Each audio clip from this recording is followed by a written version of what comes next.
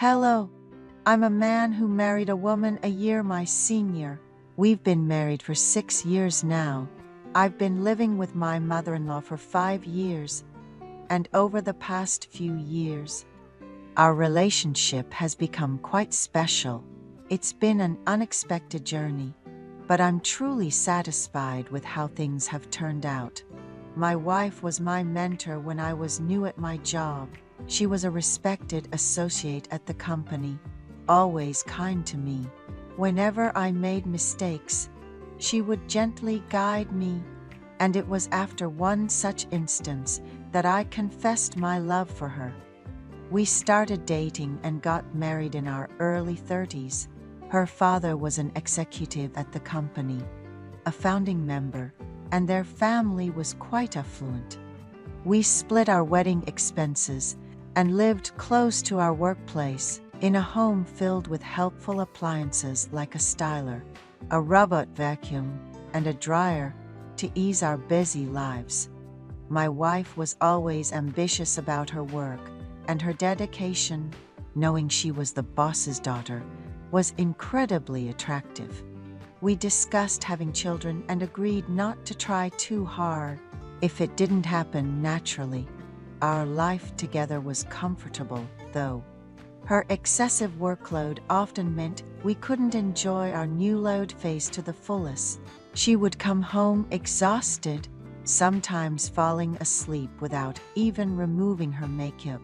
Her father lived nearby, and we would spend weekends with him and my mother-in-law, enjoying meals out or receiving fresh groceries from them.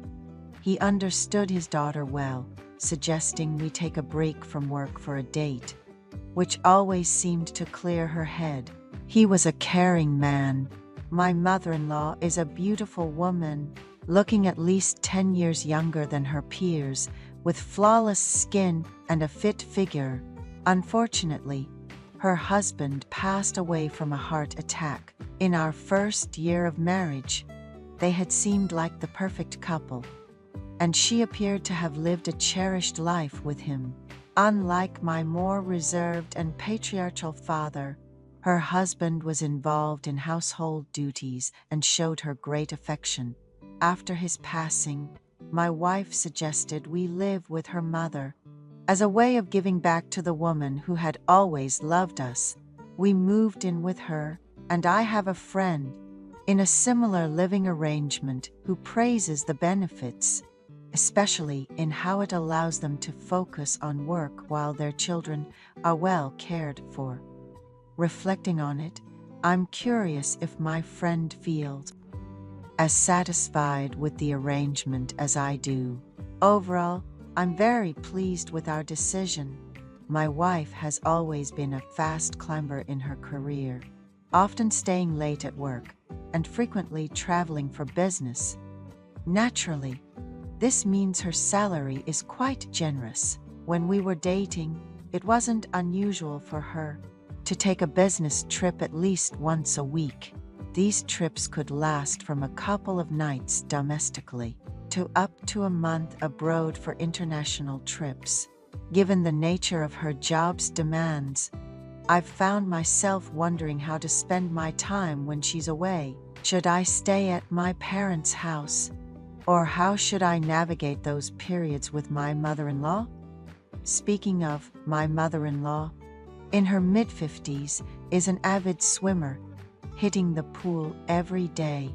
She believes swimming is the best exercise, especially during menopause, so she's up at dawn to swim with friends from the neighborhood. After her swim and shower, she's back home, making a warm breakfast, which reintroduced me to having the first meal of the day since my school days. Initially, it felt a bit much, but adjusting the portion made me feel full and satisfied, a stark contrast to skipping breakfast and struggling to concentrate until lunch. Nights after department dinners, I'd wake up to find chicken soup prepared for breakfast. Living with my mother-in-law has its perks. We regularly visit my father-in-law's memorial, followed by trips to the bustling downtown for some shopping. She is incredibly tidy, always cleaning or organizing, even during phone calls, never one to sit still. Whether it's cooking, crocheting, or making natural detergents, she's always up to something. One day, I told her to take a break, to which she replied that staying inactive made her miss her husband more, leading to tears, so she keeps herself busy. My wife's rigorous schedule meant we hardly lived like a typical couple, which I deeply regret. She would come home exhausted, lacking sleep, and I did my best to ensure she could rest comfortably. The inability to spend quality time together gradually built up my frustration.